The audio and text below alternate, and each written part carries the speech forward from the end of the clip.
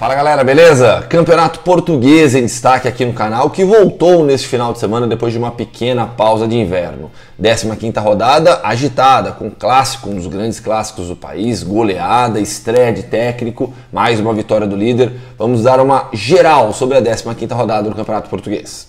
Começando pelo grande clássico entre Sport e Porto, vitória do Porto em Lisboa, no estádio José Alvalade por 2-1. Vitória importantíssima porque o Benfica também venceu na rodada, bateu Vitória de Guimarães fora de casa também por 1-0. Sobre esse jogo a gente fala daqui a pouquinho. A vitória do Porto foi suada, o Sporting foi melhor por mais tempo durante o jogo, só que não conseguiu aproveitar as muitas oportunidades que criou. É curioso que quando a gente pega os números da partida, o Sporting teve 48% de posse de bola. O Porto ficou um pouquinho a mais com a bola. E aí no número de finalizações, 15 do Sporting, 10 do Porto. Só que no alvo, 7-1 para o Porto. Porém, o Sporting mandou 2 bolas na trave. E estatisticamente, bola na trave ou no travessão, que foi o caso, uma bola na trave do Vieto, uma bola no travessão do Coates, essas finalizações não contam como certas, elas contam como erradas. Oficialmente, no mundo estatístico, bolas na trave ou no travessão são finalizações erradas. Só para mergulhar um pouquinho mais nessas estatísticas da partida, porque o Sport realmente conseguiu controlar mais o jogo, ditou mais o ritmo da partida e criou boas oportunidades. Poderia ter ficado à frente no placar. O Porto fez 1-0 com o Marega aos 6 minutos, depois o Acunha, que foi para mim o melhor jogador em campo, marcou o gol de empate do Sport aos 44, aí o Tiquinho Soares já no segundo tempo, aos 28, uma bola levantada na grande área, jogada de bola parada, fez de cabeça uma falha defensiva do Sporting. Triunfo importantíssimo porque mantém o Porto nessa luta pelo título com o Benfica. Foi um clássico muito pegado também. Número alto de faltas, 21 faltas do Sporting, 16 do Porto, muitos cartões amarelos.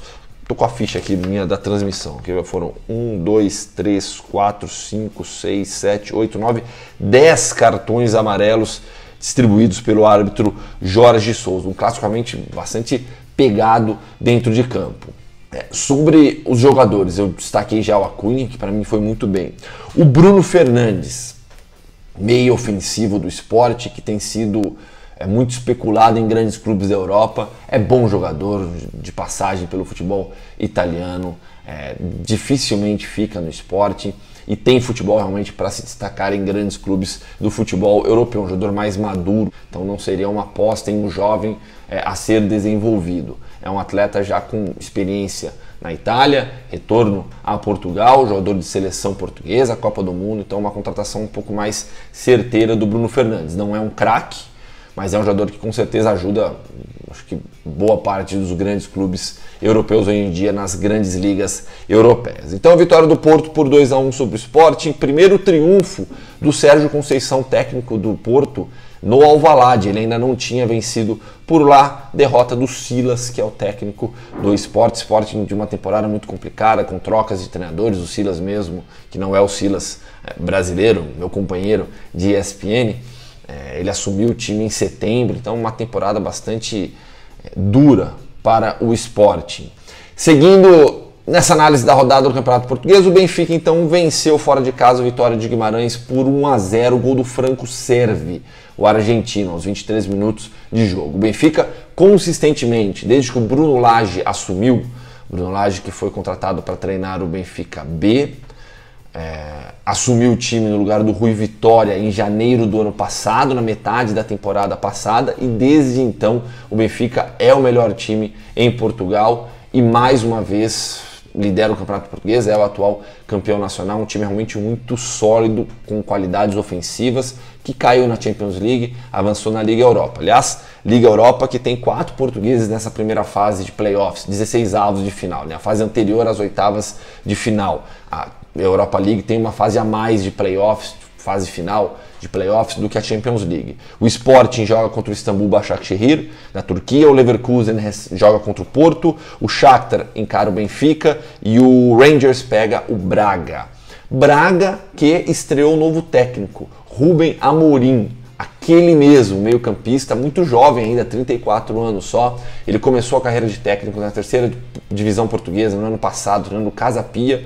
deu um problema ali porque ele não tinha licença ainda para ser técnico, e aí foi para o Braga nessa temporada para comandar o time reserva e assumiu a equipe agora no meio do campeonato e estreou com uma goleada por 7-1 sobre o Belenenses. Belenenses, que foi o clube que revelou o Rubem Amorim profissionalmente no futebol. Ele passou pela base do Benfica, mas ainda na base foi para o Belenenses e estreou como profissional jogando pelo Belenenses, jogou pelo Belenenses, pelo Benfica, pelo Braga, encerrou a carreira no futebol do Oriente Médio, mas muito jovem ainda o Rubem Amorim, começando a carreira de técnico, 34 anos, 7-1 para o Braga fora de casa sobre o Belenenses. Sempre encontramos um 7-1 diferente. Por fim, o Famalicão, que é a grande novidade do Campeonato Português nessa temporada, fez 3-0 no Vitória de Setúbal como mandante, é o terceiro colocado. Benfica tem 42 pontos depois de 15 rodadas. Aliás, sobre o Famalicão, meu companheiro Leonardo Bertozzi gravou um vídeo bem legal explicando um pouquinho sobre como esse time está tão forte. Tem Jorge Mendes por trás, o grande empresário português. Vou colocar o link também por aqui para vocês irem lá no canal do Bertozzi, Bertozzi pelo mundo. Mas Campeonato Português, então, depois de 15 rodadas, tem o Benfica na primeira posição com 42 pontos depois de 15 jogos. O Porto tem 38, 4 a menos. Na prática, são os dois times que brigam pelo título. E aí, bem distantes, o Famalicão é o terceiro com 27 pontos e o Sporting, é o quarto com 26. Vamos de novo que eu me enrolei inteiro. O Benfica é o primeiro com 42, o Porto é o segundo com 38, o Famalicão é o terceiro com 27 e o Sporting é o quarto com 26. O Braga, que eu citei, que teve a estreia do Rubem Amorim, é o sexto colocado, a mesma pontuação do quinto, que é o Vitória de Guimarães, os dois com 21 pontos. Lembrando que na Taça da Liga, vou pegar minhas anotações aqui, estamos nas semifinais em Portugal, o Sporting joga fora de casa contra o Braga no dia 21 de janeiro e o Porto visita o Vitória de Guimarães no dia seguinte. E aí na Taça de Portugal, o Sporting caiu na terceira rodada para o Alverca da terceira divisão. E agora no dia 14 tem Porto e Varzim, quartas de final então, Paços Ferreira e Famalicão, Benfica e Rio Ave, são esses os torneios vigentes em Portugal. Tá certo, galera? É isso. Espero que vocês tenham curtido um pouco do Campeonato Português aqui no canal.